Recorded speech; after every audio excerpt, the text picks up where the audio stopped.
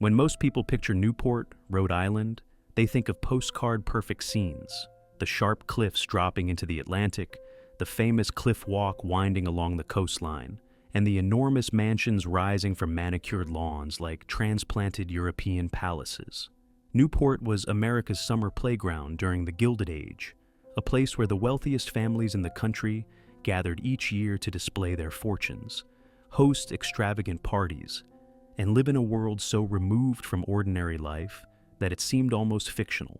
But behind the beauty of Newport's famous estates, behind the perfectly trimmed hedges and the glittering chandeliers, there are stories that tourists rarely hear, stories of tragedy, scandal, and secrets buried beneath layers of wealth and privilege. And perhaps no mansion in Newport carries a darker shadow than Ruff Point, the sprawling stone fortress perched on one of the most dramatic pieces of coastline in all of New England. Today, Ruff Point stands as a museum, its 105 rooms preserved exactly as they were left by its most famous owner, Doris Duke, the woman the world once called the richest girl in the world. Visitors walk through halls filled with priceless paintings by Van Dyck and Renoir, Ming Dynasty ceramics worth millions, and furniture that once belonged to Catherine the Great. They stand at windows overlooking the Atlantic, admiring views that have captivated generations of the ultra-wealthy. They marvel at the opulence, the taste, the sheer extravagance of it all. But what most of those visitors don't know, what the museum guides rarely mention, is that on a quiet October evening in 1966, a man died at the gates of this mansion under circumstances that have never been fully explained. His name was Eduardo Tirella. He was Doris Duke's interior designer, a decorated World War II hero, and a man who had just told his employer he was leaving for a promising career in Hollywood. Within hours of that conversation, he was dead, crushed between a station wagon and the heavy iron gates at the estate's entrance. The official story called it an accident, a terrible, tragic mistake. But from the very beginning, witnesses whispered a different tale. They spoke of arguments, of screams, of a car that seemed to accelerate rather than stop. And they wondered whether America's richest woman had used her immense fortune to escape the consequences of what really happened that night. For nearly 60 years, the case remained closed, buried under layers of silence, wealth, and the kind of power that only extreme money can buy. But in 2021, a witness who had been silent for more than half a century finally came forward, reopening wounds that Newport had tried to forget. As we stand at the gates of Ruff Point and look up at the stone walls that have witnessed so much history, we have to ask ourselves, what secrets does this mansion hold? And did the woman who lived here, surrounded by beauty and priceless treasures, get away with murder? To understand the story of Ruff Point, we have to go back to the very beginning, to a time when this stretch of coastline was considered too wild, too exposed, too dangerous for civilized habitation. In the 1880s, Newport was transforming from a quiet colonial town into the undisputed summer capital of American wealth, where the richest families in the country were building estates that dwarfed anything America had seen before. But even among Newport's elite, there was one piece of land that stood apart. It was a rocky promontory that jutted out into the Atlantic like a fist raised against the sea. Waves crashed against jagged rocks with relentless fury. Winter storms battered the point with winds that could strip paint from wood and tear shingles from roofs. The land was so rugged, so constantly assaulted by the elements, that locals had given it a name that was more warning than description: Ruff Point. In 1887, Frederick William Vanderbilt, the sixth son of William H. Vanderbilt and heir to one of America's greatest railroad fortunes, decided that this wild, untamed piece of coastline was exactly where he wanted to build his summer home. He hired the prestigious architectural firm Peabody and Stearns and landscape designer Frederick Law Olmsted, the man who created Central Park, to transform this savage outcropping into something extraordinary. What they created rose from the rocky coastline like a medieval fortress. Built from red sandstone and granite, the mansion stretched across 39,000 square feet in the English manorial style, with towers, turrets, and 105 rooms crafted with unlimited wealth and ambition. The cost was staggering: $1 million in 1890s currency, equivalent to over 30 million today. Construction was completed in 1892, and Ruff Point was reported as the largest and most expensive residence in America during its construction, the fifth largest of Newport's grand estates. What made Ruff Point truly special was its relationship with the ocean. While other mansions sat safely back from the water, Ruff Point thrust itself out into the sea. The house felt alive, constantly buffeted by wind and spray, its windows offering views that seemed to stretch to infinity. The mansion didn't just overlook the ocean, it confronted it, challenged it, dared it to do its worst.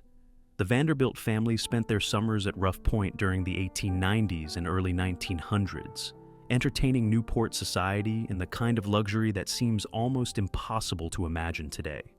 But the Vanderbilts were restless owners, constantly building new estates, and by 1906, Frederick had sold Ruff Point to move on to other projects. The new owner was William B. Leeds, a self-made millionaire known as the Tin Plate King, who had built his fortune in steel manufacturing. Leeds purchased Ruff Point for $400,000 and set about making it his own, hosting lavish parties and cementing his place in Newport society.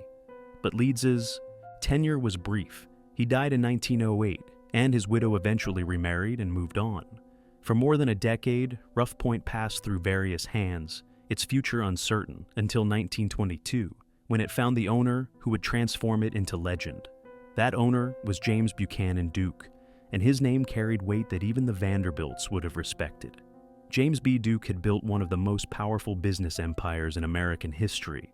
Starting from modest beginnings in North Carolina, he had revolutionized the tobacco industry, created the American Tobacco Company, and amassed a fortune so vast that it placed him among the richest men in the world.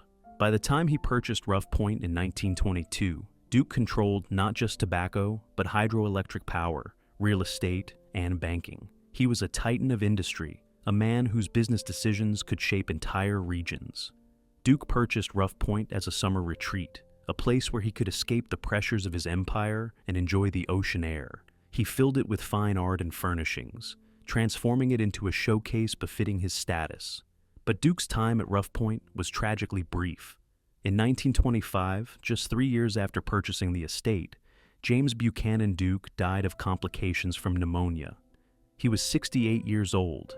His death set in motion one of the most extraordinary inheritance stories in American history. Duke's only child was his daughter Doris, and she was just 12 years old when her father died. In an instant, this young girl became the sole heir to a fortune estimated at $80 million, an almost incomprehensible sum that made her, by many accounts, the richest child in the world. The newspapers couldn't get enough of the story. The richest girl in the world became Doris Duke's unofficial title, a label that would follow her for the rest of her life. But the reality of inheriting such vast wealth at such a young age was far more complicated than the fairy tale headlines suggested. Also by isolation. Her father had been a demanding, controlling presence, and her mother, Nanaline, was more concerned with social standing than maternal warmth. After her father's death, Doris found herself even more isolated, surrounded by lawyers, trustees, and advisors who managed her fortune but couldn't replace family. She was educated by private tutors, raised in mansions, and taught to behave with the dignity expected of someone in her position. But she was also a child, and the weight of her inheritance was crushing. The media scrutiny was relentless. Every aspect of her life became public property. Photographers followed her everywhere. Newspapers speculated about her future, her marriage prospects, her spending habits. She couldn't go anywhere without being recognized, couldn't make friends without wondering if they wanted her money, couldn't trust anyone completely. In 1929, when Doris turned 17, her mother threw her a debutante ball at Ruff Point that became legendary in Newport society. 2,000 guests attended, arriving in a procession of cars that stretched for miles. The mansion was decorated with thousands of flowers. Orchestras played, champagne flowed. It was everything a debutante ball should be. And yet, those who knew Doris said she seemed miserable, trapped by the expectations of her position. As she grew older, Doris Duke tried to forge her own path. She married twice, both marriages ending in divorce. Her first marriage, to James Cromwell, fell apart after 6 years of increasing bitterness. Her second, to Dominican diplomat Porfirio Rubirosa, lasted less than a year. Both men had been accused of marrying her for her money, accusations that cut deeply and reinforced her isolation. She traveled extensively, developing a passion for Islamic art and architecture that would shape her collecting for decades. She studied languages, immersed herself in other cultures, and brought back treasures from around the world. She became involved in historic preservation, founding the Newport Restoration Foundation in 1968, and personally saving more than 80 colonial buildings from demolition. She spent millions of her own money buying up derelict 18th century houses and restoring them to their original condition, often renting them out at rates far below market value simply to see them lived in and loved. She was a woman of genuine culture and taste, far more than just a wealthy heiress. But she was also, by all accounts, complicated. People who knew her described her as brilliant but imperious, generous but controlling, curious but isolated. She could be charming one moment and cold the next. She expected perfection from everyone around her and rarely offered praise when she received it. She was known for testing people, setting up situations to see if they would betray her or try to take advantage of her wealth. The vast wealth that gave her so much freedom also trapped her in a gilded cage. She never knew if people liked her for herself or for her money. She trusted few and confided in fewer still. Staff members who worked for her for years said they never felt they truly knew her. Friends kept their distance, never quite sure when her mood might turn or when they might suddenly be cut out of her life for some perceived slight. Ruff Point became her refuge, the place where she felt most at home. She spent months there each year, walking the grounds, overseeing the gardens, and constantly refining the interiors. The mansion became a reflection of her exquisite taste and her obsession with beauty. She filled Ruff Point with one of the finest private art collections in America. Paintings by Van Dyck, Gainsborough, Reynolds, and Renoir hung on the walls. She collected Ming Dynasty ceramics, displayed in custom-built cases. 16th century tapestries from Versailles covered the walls of the music room. Furniture that had belonged to Catherine the Great occupied places of honor. Every object was carefully chosen, every placement deliberate. Walking through Ruff Point was like walking through a world-class museum, except that one woman lived there, surrounded by these treasures. She kept the estate meticulously maintained. Fresh vegetables and herbs were shipped from Duke Farms in New Jersey each week. The gardens were tended by a full-time staff. The house was cleaned and polished constantly. Nothing was allowed to decay or fall into disrepair. And then there were the camels. In the 1980s, Saudi billionaire Adnan Khashoggi gave Doris 2 Bactrian camels as gifts. She named them Princess and Baby, and they lived on the grounds of Ruff Point, where they became beloved fixtures of the estate. During Hurricane Bob in 1991, the camels took shelter in the mansion's solarium, and Doris sat with them through the storm. After they died, she had camel-shaped topiaries created on the front lawn as a memorial. It was the kind of eccentric gesture that captured both her whimsy and her deep attachment to the things and creatures she loved. But for all the beauty she surrounded herself with, for all the art and gardens and carefully curated elegance, Doris Duke remained fundamentally isolated. The wealth that gave her so much also separated her from ordinary human connection.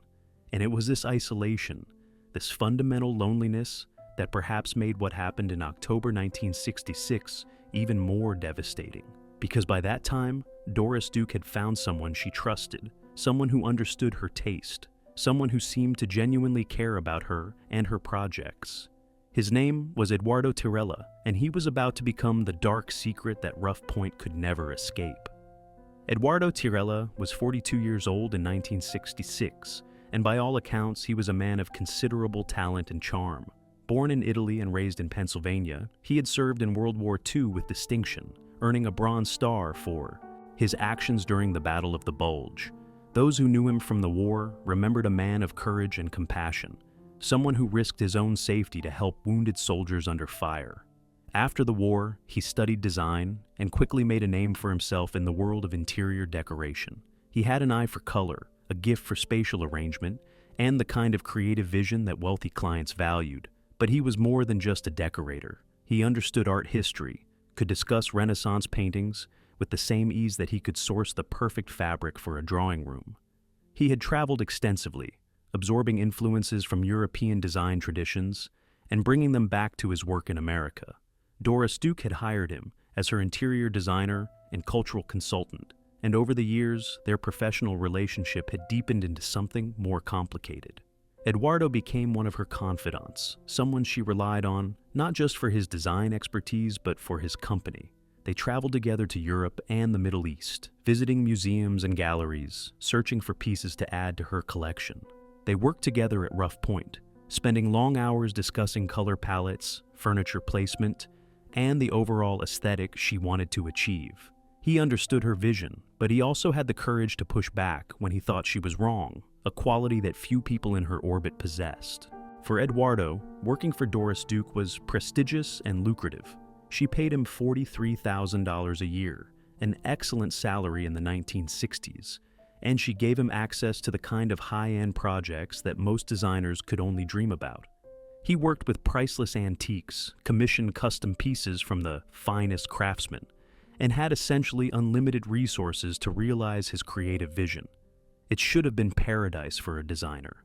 But there was also a cost. Doris was demanding, controlling, and intensely focused on her own vision. She wanted what she wanted, and she didn't like being told no. Eduardo found himself increasingly trapped by her expectations, his own creative ambitions subordinated to her desires. He was on call constantly, expected to be available whenever she wanted to discuss a project or show him something she had acquired. His life had become consumed by her needs, her projects, her endless quest for perfection. By 1966, Eduardo had decided he wanted more. He had been offered opportunities in Hollywood, working as a set designer for films. It was a chance to break free from Doris's orbit, to make a name for himself in a different arena, to have creative control over his own work. Hollywood in the 1960s was entering a new era, and Eduardo saw possibilities there that excited him in ways that working for Doris no longer did. He had made up his mind to leave, and in early October, he told Doris Duke of his decision. According to people who heard about it later, the conversation did not go well. Doris didn't like being abandoned. She didn't like losing people she had come to depend on. And she especially didn't like the idea that Eduardo was choosing Hollywood, with all its glamour and excitement, over her and Ruff Point.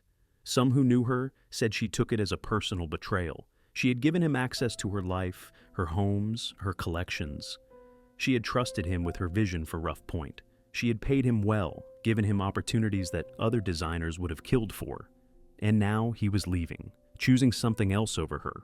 For a woman who struggled with abandonment and trust, Eduardo's decision must have felt like the worst kind of rejection.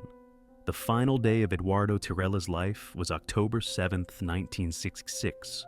It was a Friday, and he had been working at Ruff Point, wrapping up projects and preparing for his departure.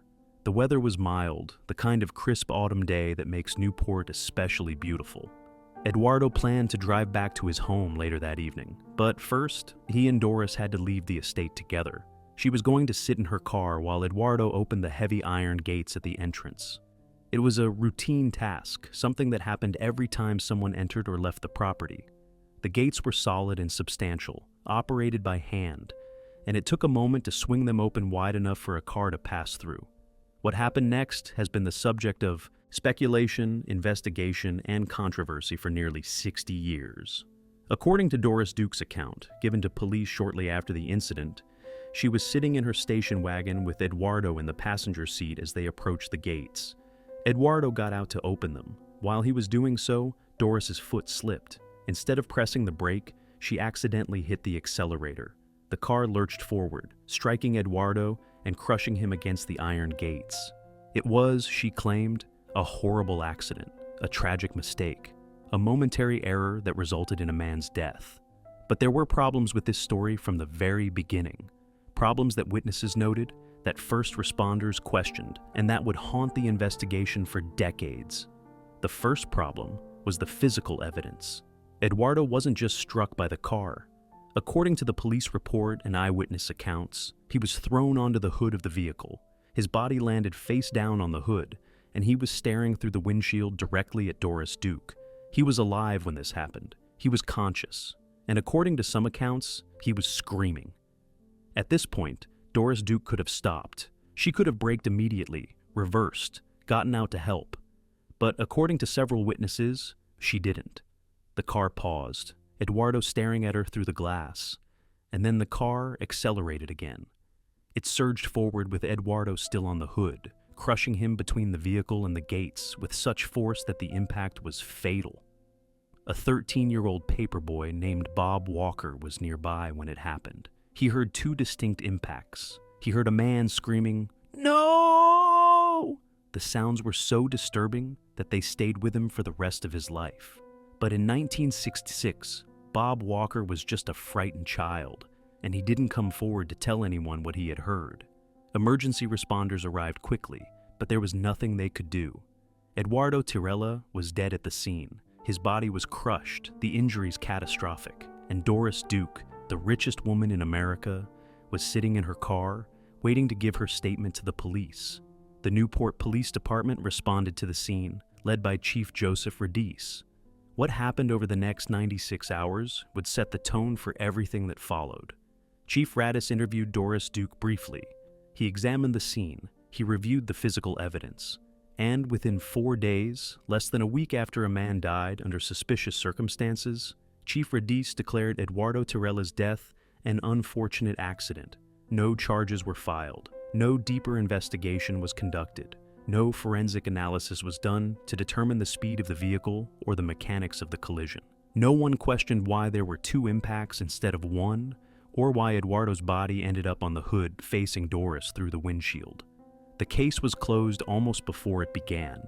The speed of the investigation, or rather, the lack of investigation, raised eyebrows among those who heard about it.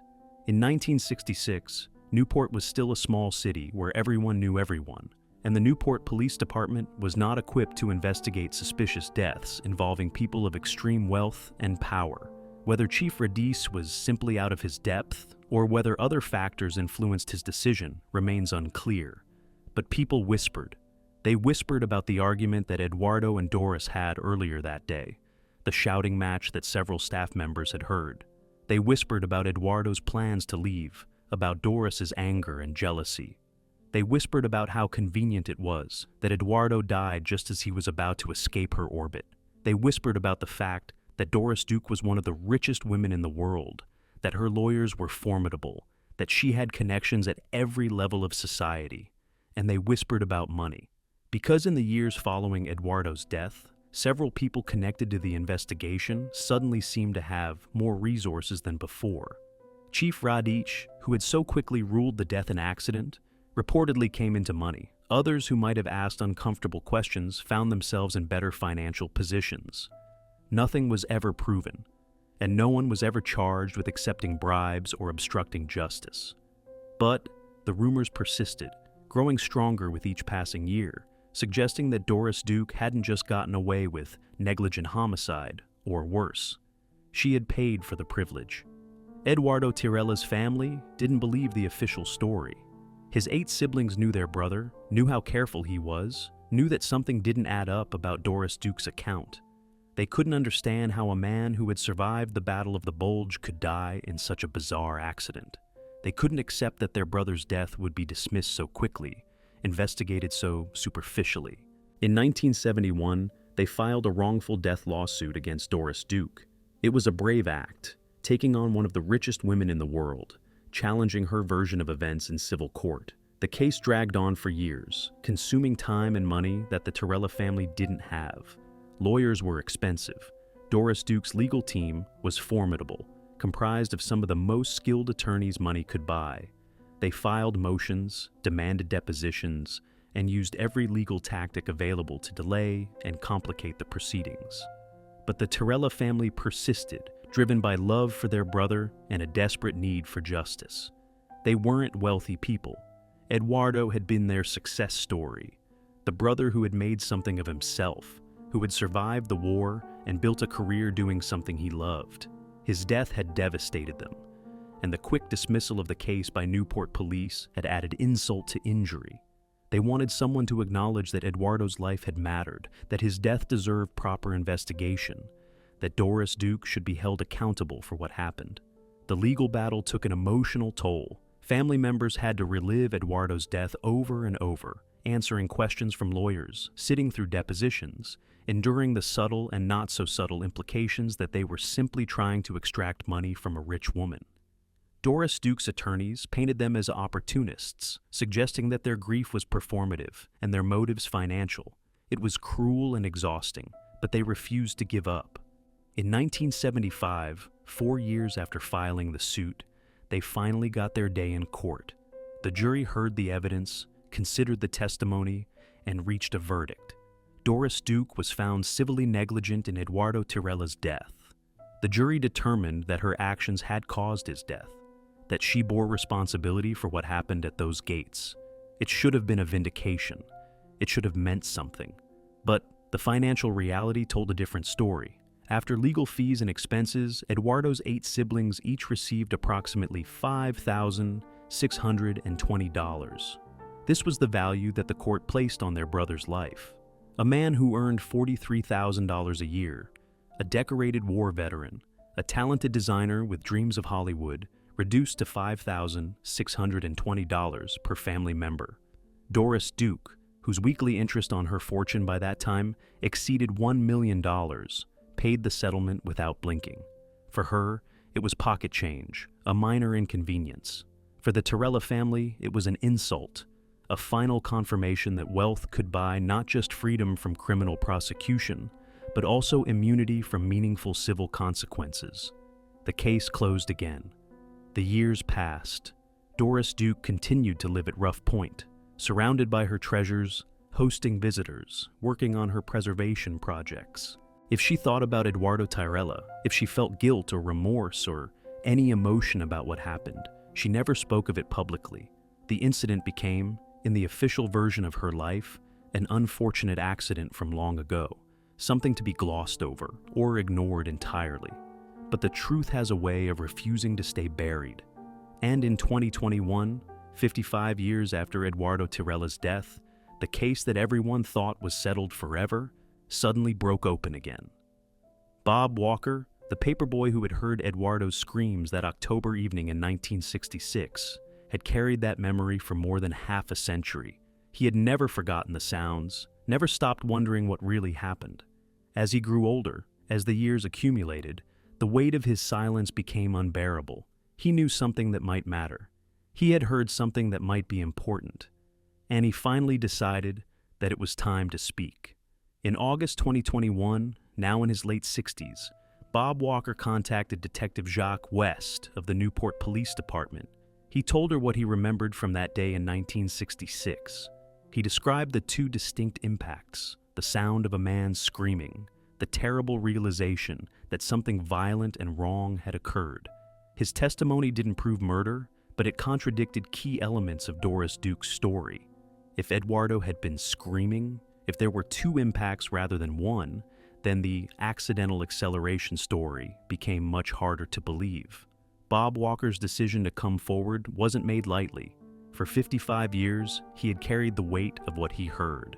He had been just 13 years old in 1966, a paperboy doing his route, and the sounds he heard that evening had haunted him ever since. As a child, he had been afraid to speak up. He didn't think anyone would believe him. He worried about what might happen if he accused Doris Duke, one of the most powerful people in Newport, of something terrible. So, he stayed silent even as the years passed and Eduardo's death was officially ruled an accident. But as Walker grew older, the silence became unbearable. He thought about Eduardo Tirella, about the man whose screams he had heard, about a life cut short and a death never properly investigated. He thought about Eduardo's family, about how they must have felt knowing that justice was never served, and he decided that it was time to tell the truth, regardless of the consequences. The Newport Police Department, faced with new witness testimony in a case that had long been considered closed, made a decision. They would reopen the investigation. They would review the evidence, interview witnesses who were still alive, and determine whether there was sufficient cause to change the official ruling. For the Tirella family, for those who had always believed that something wrong happened that October evening, it felt like vindication might finally be possible. For 5 months, Detective West worked the case. She interviewed people who had known both Doris and Eduardo. She reviewed the old police reports, looking for inconsistencies and overlooked details. She tried to reconstruct what had happened on that October evening decades ago. She examined the physical evidence that still existed, though much had been lost or destroyed over the years. She tracked down former staff members from Ruff Point, people who might have heard or seen something relevant. It was painstaking work, made more difficult by the passage of time. Witnesses had died, memories had faded, physical evidence had disappeared.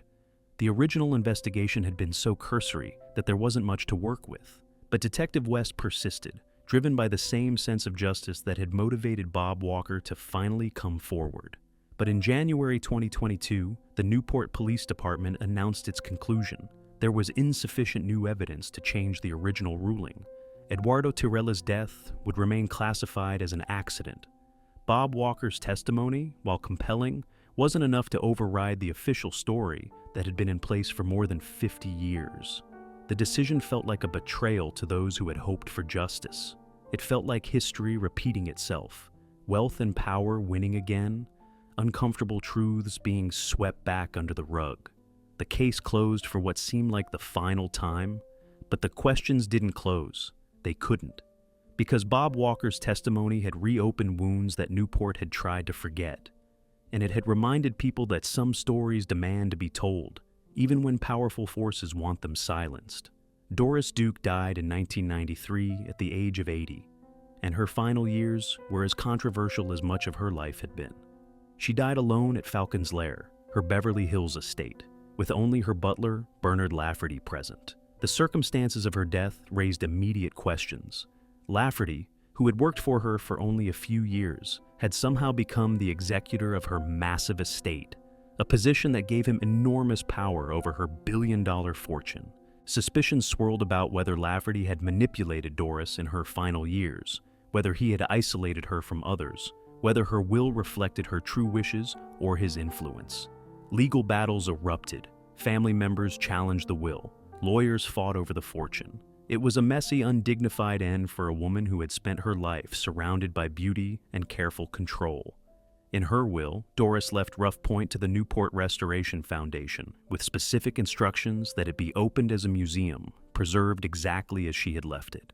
In 2000, the mansion opened to the public, and visitors have been coming ever since, walking through the rooms she loved, admiring the collections she assembled, standing at the windows where she once stood. But they walk through without knowing the full story. They don't know about Eduardo Tirella unless they specifically seek out the information. There's no plaque at the gates where he died, no memorial in the museum, no acknowledgement in the official tours that a man lost his life there under circumstances that remain deeply suspicious. Standing at Ruff Point today, looking up at the mansion with its towers and turrets, its windows overlooking the Atlantic, its rooms filled with priceless art, it's easy to be dazzled by the beauty and grandeur. This is what wealth can create: spaces of extraordinary elegance, collections that span centuries and continents, gardens that take your breath away. But Ruff Point also teaches us something darker. It teaches us that beauty can coexist with tragedy, that privilege can shield people from consequences, that the pursuit of perfection in one's surroundings can sometimes blind us to the imperfection of our actions. Doris Duke spent decades making Ruff Point beautiful. She filled it with treasures. She opened it to the public after her death. She wanted to be remembered as a collector, a preservationist, a woman of culture and taste, and in many ways, she succeeded.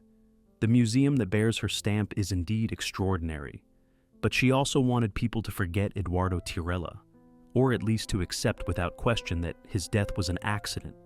She wanted the questions to go away, the whispers to stop, the investigations to remain closed, and here too she largely succeeded. The official story remains unchanged. The gates where Eduardo died have no plaque, no memorial. Most visitors to Ruff Point have never heard his name, yet those of us who know the story cannot walk through Ruff Point without thinking of him. We cannot admire the drawing room without wondering if Eduardo helped choose the fabrics. We cannot look at the careful arrangement of artwork without remembering that he had an eye for beauty and a talent for creating harmonious spaces. We cannot pass through those iron gates without hearing, in our imagination, the scream that Bob Walker heard 55 years ago. Eduardo Tirella's ghost haunts Ruff Point, not because he chooses to, but because his story was never properly told, his death was never properly investigated, and his life was never properly valued. So we return to the question posed at the beginning. What really happened on October 7th, 1966? Was it truly an accident, as Doris Duke claimed? Did her foot slip, causing her to press the accelerator instead of the brake? Or was there something more? Did she deliberately drive toward Eduardo, intending to scare him, only to lose control? Was she so upset about his decision to leave that she acted out of anger or jealousy? Or was she simply negligent, reckless, creating a dangerous situation that resulted in Eduardo's death? We may never know the complete truth. The people who could tell us are gone. The physical evidence has disappeared. The investigation that might have revealed what really happened was never properly conducted. But what we do know is this. A man died at the gates of Ruff Point under circumstances suspicious enough to raise serious questions. Those questions were dismissed quickly by local police. When his family fought for justice in civil court, they won their case but received a pittance in compensation. For decades, the story was buried, erased from the official narrative of Ruff Point and Doris Duke's life. And when a witness finally came forward 55 years later, his testimony was deemed insufficient to reopen the case. At every turn, wealth and power protected Doris Duke from the scrutiny and consequences that an ordinary person would have faced. Whether she was guilty of murder, negligent homicide, or simply involved in a tragic accident, the system failed to properly investigate and failed to deliver justice. The gates at Ruff Point stand today as a reminder of that failure. They welcome visitors to one of America's finest house museums. But they are also a memorial, whether officially recognized or not, to Eduardo Tirella, the decorated war veteran, the talented designer, the man with dreams of Hollywood who died trying to leave the employ of the richest woman in the world. Behind the beauty of Newport's mansions, behind the elegance of America's Gilded Age estates, there are always stories that complicate our understanding.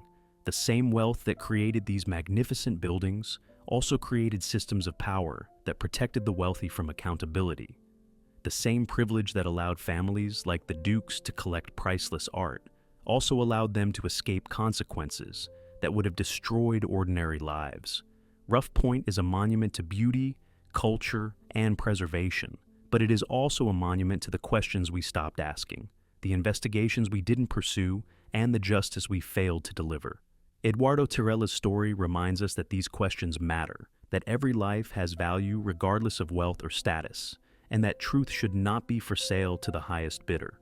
As the ocean continues to crash against the rocks, as the gates continue to swing open for visitors, as the treasures inside continue to dazzle those who come to see them, Eduardo Tirella's death remains what it has always been, a dark story that Ruff Point can never fully escape, a shadow that falls across even the most beautiful rooms, a reminder that some questions deserve answers even when those answers are uncomfortable for the powerful. Did America's richest woman get away with murder? The gates at Ruff Point hold that secret still, silent witnesses to a truth that may never be fully known.